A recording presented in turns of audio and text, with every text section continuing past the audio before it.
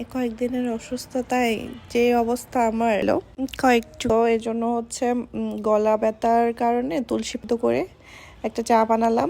এই কয়েকদিনের অসুস্থতায় যে অবস্থা আমার মানে কোনো খাবারে মজা পাচ্ছি না। আর আজকে গরু মাংস রান্না করছিলাম, দেখি খেতে পারি কিনা। খাবার তো আসলে কোনো খাবারই মজা পাচ্ছি না।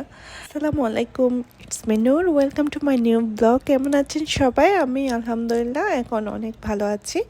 প্রচণ্ড ক্ষুধা লাগে কিন্তু খেতে পারছি না, জানি না আজকে খেতে পারবো কি না।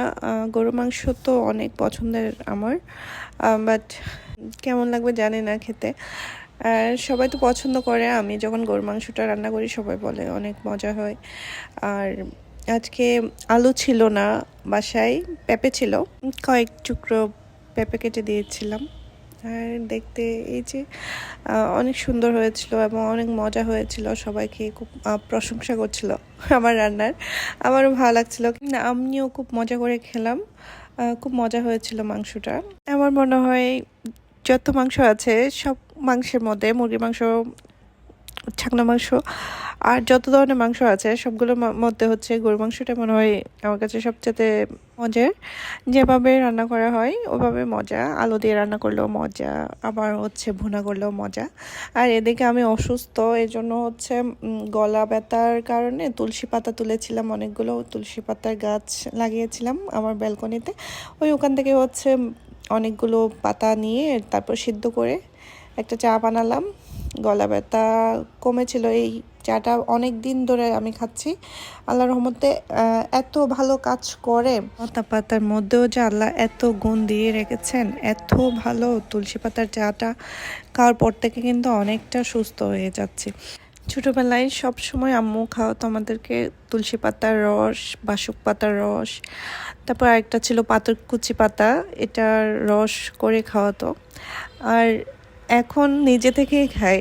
আর এদিকে আমি আঙ্গুরগুলো একটা বাটিতে নিয়ে নিলাম, পানিতে ভিজিয়ে রাখবো কিছুক্ষণ।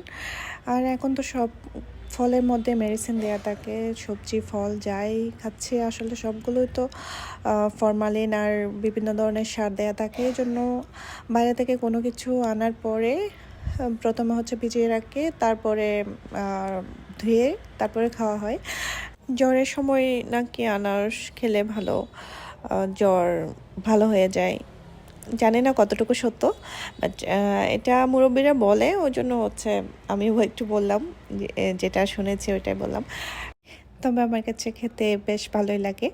আর একটু আমি লবণ দিয়ে ভালোভাবে একটু কচলিয়ে নিচ্ছি।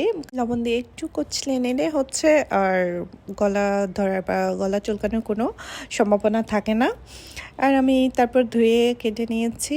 আনারসগুলো ছোট হলেও অনেক মিষ্টি ছিল, অনেক মজা ছিল, মাশাআল্লাহ অনেক মজা ছিল। আজকের ব্লগটি ছিল এ পর্যন্তই। সবাই ভালো থাকবেন, সুস্থ থাকবেন, আর আমার জন্য দোয়া করবেন। আমরা সবাই সবার জন্য দোয়া করব, সবার জন্য ভালো থাকে। আর আমার ভিডিও যদি আপনাদের ভালো লেগে থাকে তাহলে অবশ্যই আমার পেজটি সবাই লাইক, ফলো অ্যান্ড শেয়ার দিয়ে পাশে থাকবেন। আল্লাহ হাফেজ।